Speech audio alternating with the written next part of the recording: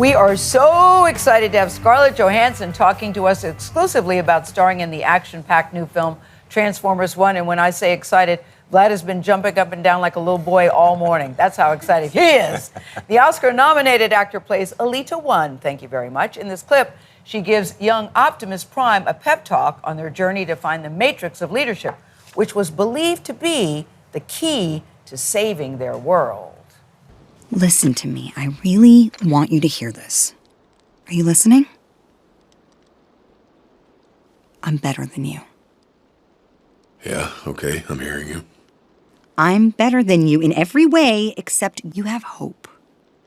You always have. You went back into the mine to rescue Jazz. You snuck up to the surface to find the matrix of leadership. Yeah, and how'd that work out? My point is that your instincts tell you to break protocol for a reason.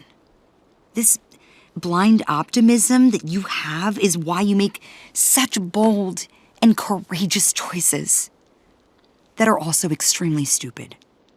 First time giving a pep talk? Guys. That was one of my favorite scenes. That's a great scene. First time giving a pep talk. Transformers One is part of the Paramount family, just like us, and only on CBS Mornings. We love when this happens. I'm going to say it twice. Only on CBS Mornings, Scarlett Johansson joins us from London. Hello, Scarlett Johansson. Good morning. We are so glad you're here. Hi. How are you? You have some. We are so good, Scarlett. You have some of the best lines, like "Thanks for being an idiot," she says at one point, because she is really the one who's leading the charge here. But this is what I heard, that the director reached out to you for the job of Alita One because he said he only heard your voice in this role. Number one, you got a great voice. What did that mean to you, hearing that from the director? We've worked together before. Josh has. He's an incredible writer-director. I loved everything he did at Pixar, Toy Story 4. I've worked with him on other projects. He's written stuff for my company, and I've been able to collaborate with him, very fortunately, on other things. He has an amazing imagination.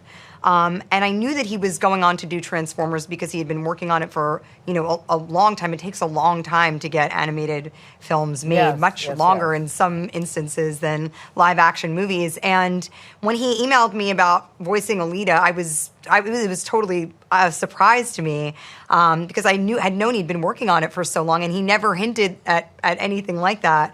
And the script was so great. It was such a great script. It had such cinematic qualities. It has so much heart. This film has so much heart. It really has amazing messaging in there, and it's really funny too. And it just looks beautiful too. He showed me some of the images that so beautiful looking. That's what I was going to say. ILM, who did all of the animation on it, really created, I think, a whole new style of animation.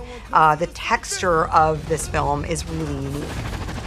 Yeah, Scarlett, I've been saying to Keegan and to Brian that they should just continue to do these animated Transformers films. That's how amazing this was. And your character, Alita, is kind of a boss lady, kind of like you in real life. I love that all of the characters sort of in some way sort of personify who all of you are as individual humans.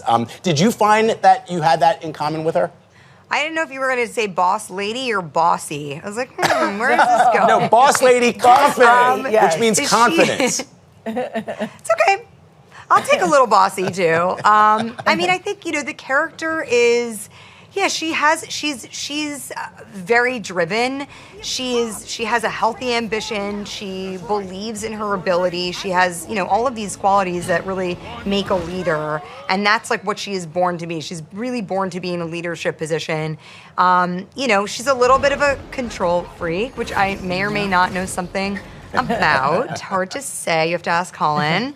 But it's definitely, I think we sort of imbibe the characters with our own, our own flavor that comes really from us as people. And I think that's why the characters feel, human in a way. These sentient sort of robots have that human quality. Like, you need the nuance to really make the story, I think, to have the story connect with the audience in the way that it does.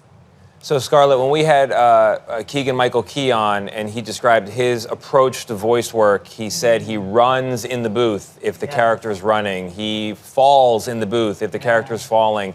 Do you take that same involved, fully committed approach? How do you do it?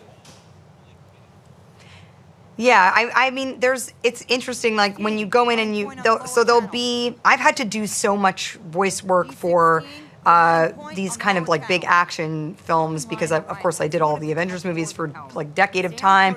And so I'm used to doing just absurd things in the sound with whatever helps you kind of get the feeling of movement, because you really can hear, if you're just standing there and you're doing these kind of grunts and efforts, it sounds very staged. So you have to there's like a bar that they put in front of you, and you find yourself doing all kinds of crazy stuff. Hopefully nobody has any video recordings of it, because it definitely would be extremely embarrassing to see out of context, because you're like squatting and punching and running in place and like doing all these twisting things. It's very physical, but it brings the action to life. We just called Colin, and he did say you're quite bossy, but he does it anyway.